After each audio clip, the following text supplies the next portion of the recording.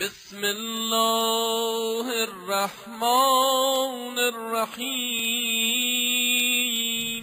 اعوذ باللہ من الشیطان الرجیم بسم اللہ الرحمن الرحیم الحمدللہ رب العالمین الصلاة والسلام علی رسولہ الکریم وآلہ الطیبین الطاہرین المعصومین سیما بقیت اللہ فی الارضین روحی وارواح العالمین لتراب مقدمہ الفدا وَلَعْنَةُ اللَّهِ عَلَىٰ آدَائِهِمْ أَجْمَعِينَ مِنْ يَوْمِ عَدَاوَتِهِمْ إِلَىٰ قِيَامِ يَوْمِ الدِّينِ أَمَّا بَعْدُ فَقَدْ قَالَ رَسُولُ اللَّهِ صَلَّى اللَّهُ عَلَيْهِ وَآلِهِ وَسَلَّمَ الشَّقِيُّ مَنْ شَقِيَ فِي بَطْنِ أُمِّهِ وَالسَّعِيدُ مَنْ سَعِدَ فِي بَطْنِ أُمِّهِ خدا کا لاکھ لاکھ شکر ہے، خدا کا احسان ہے، خدا کا لطف و کرم ہے کہ خدا نے ہمیں توفیق عطا فرمائی کہ ہم معصومین علیہ السلام کی احادیث کو لے کر آپ کی خدمت میں حاضر ہو رہے ہیں،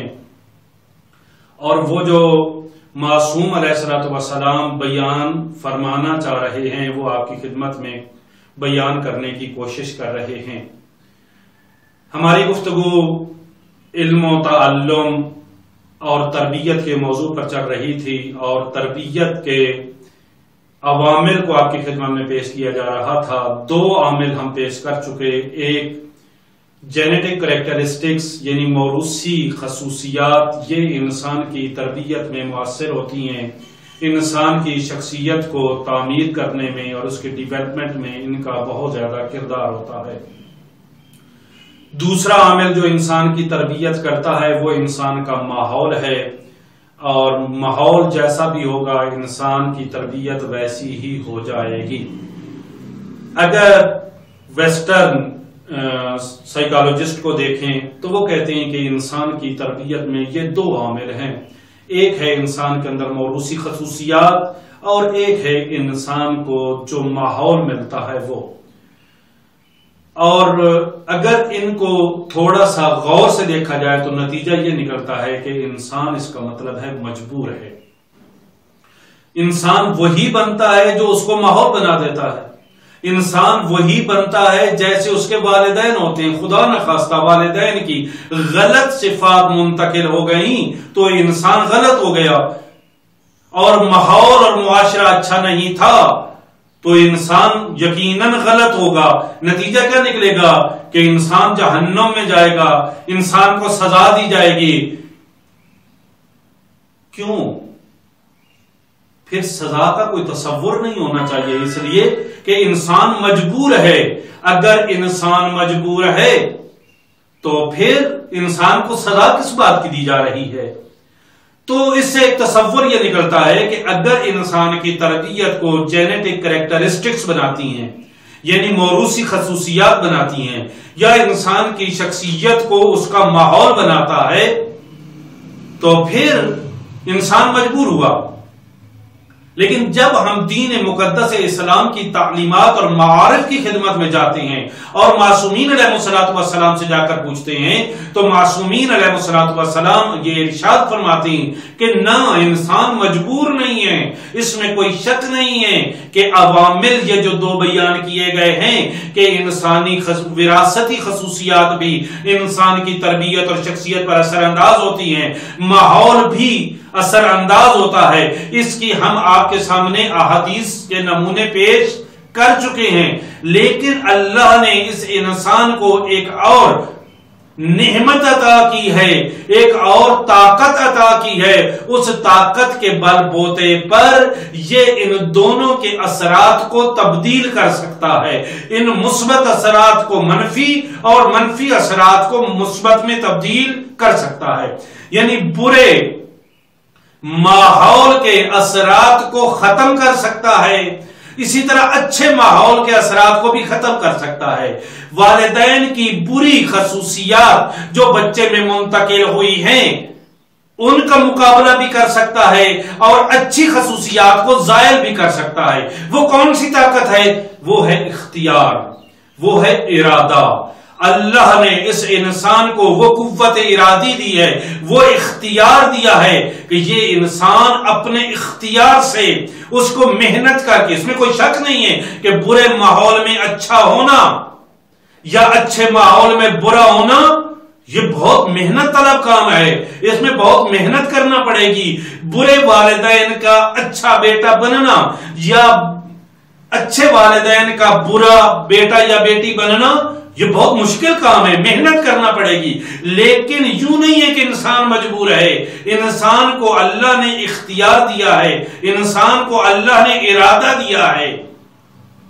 ایک حدیث جو آج آپ کی خدمت میں لے کر آیا ہوں وہ یہ ہے، راوی یہ کہتا ہے کہ سألت ابا الحسن، ہم نے امام موسیٰ کاظم علیہ السلام سے سوال کیا۔ راوی کہتا ہے کہ میں نے سوال کیا کس کے بارے میں؟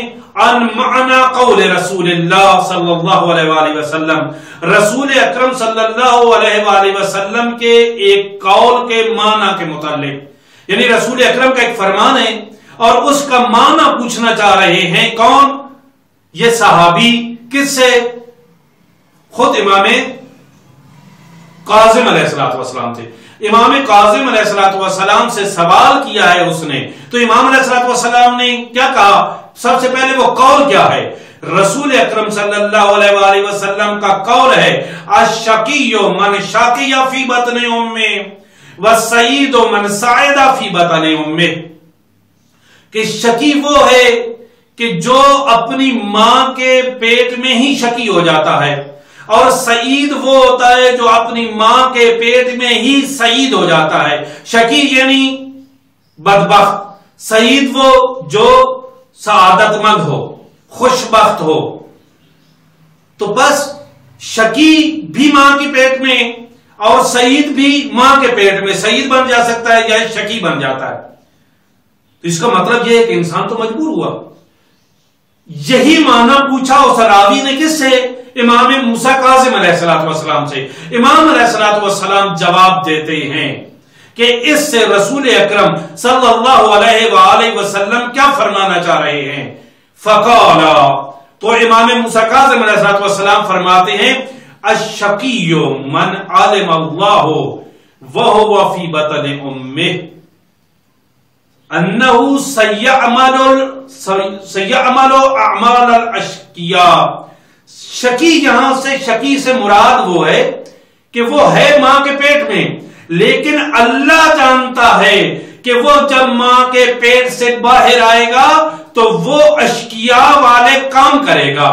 انہو سیعمل، وہ یقیناً بہت جلد یہ اعمال انجام دے گا۔ کون سے اعمال؟ جو اعمال الاشقیاء ہے، اشقیاء والے اعمال انجام دے گا۔ وہ ماں کے پیٹ میں ہے، لیکن اللہ جانتا ہے کہ یہ جب باہر آئے گا ماں کے پیٹ سے، متولد ہوگا، اس دنیا میں آئے گا تو یہ اشقیاء والے اعمال انجام دے گا۔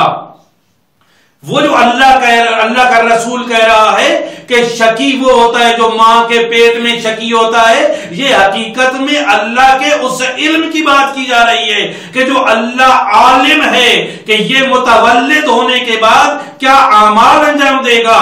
وہ شقی تب بنے گا جب اشقیاء والے اعمال انجام دے گا۔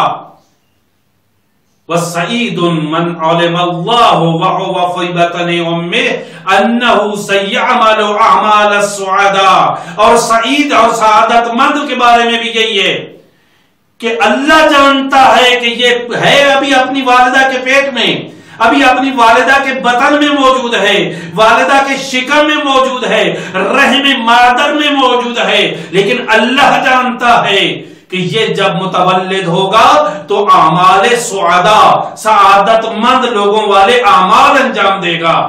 یعنی اس کا شقی ہونا اور اس کا سعید ہونا یہ اللہ کے علم پر موقوف نہیں ہے، بلکہ اللہ یہ جانتا ہے کہ جب یہ عمل انجام دے گا تو شقیوں والا عمل انجام دے گا یا سعیدوں والا عمل انجام دے گا۔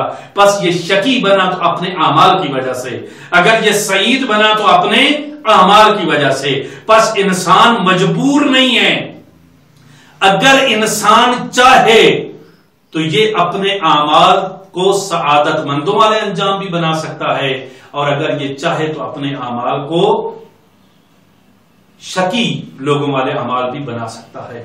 علم و تعلیم و تعلم کے ساتھ رابطے کو جوڑنا ضروری ہے۔ وہ یہ ہے کہ استاد کو یہ چاہیے کہ وہ اس شخص کو جو سامنے بیٹھا ہے، جس کو پڑھا رہا ہے، اس کے اختیار اور ارادے کو اپنے ساتھ ملائے، اس کو موٹیویٹ کرے، اس کے ارادے میں یہ ڈالے، اس کے اختیارن یہ پڑھنے کی کوشش کرے، اس کو موٹیویٹ کرے۔ اگر یہ موٹیویٹ ہو جائے گا تو اس کی تربیت ہو جائے گی، یہ تعلیم حاصل کر لے گا۔ اور اگر یہ موٹیویٹ نہ ہوا، استاد ہزار محنت کرتا رہے، یہ کبھی بھی تعلیم حاصل نہیں کر پائے گا، اس کی تربیت نہیں ہو پائے گی۔ کیوں؟ اس لیے کہ یہ انسان خود مختار ہے، یہ چاہے گا تو اس کی تربیت ہوگی، یہ نہیں چاہے گا تو اس کی تربیت نہیں ہوگی۔ بس استاد کا کام کیا ہے؟ استاد کا کام یہ ہے کہ وہ اس انسان کے جو ارادہ ہے، اس کے پاس جو قوت ارادی ہے، اس کو استعمال کرے۔ جو اللہ نے اس کو اختیار دیا ہے، اس اختیار کو استعمال کرے اور موٹیویٹ کر کے اس کی تربیت کرے اور اس کو تعلیم دے۔ بس انسان مجبور نہیں ہے، انسان اختیار رکھتا ہے، اپنے اختیار سے یہ اعمال انجام دیتا ہے، اور ان اعمال کی بنیاد پر یا یہ شقی بنتا ہے یا یہ سعادت مند بنتا ہے۔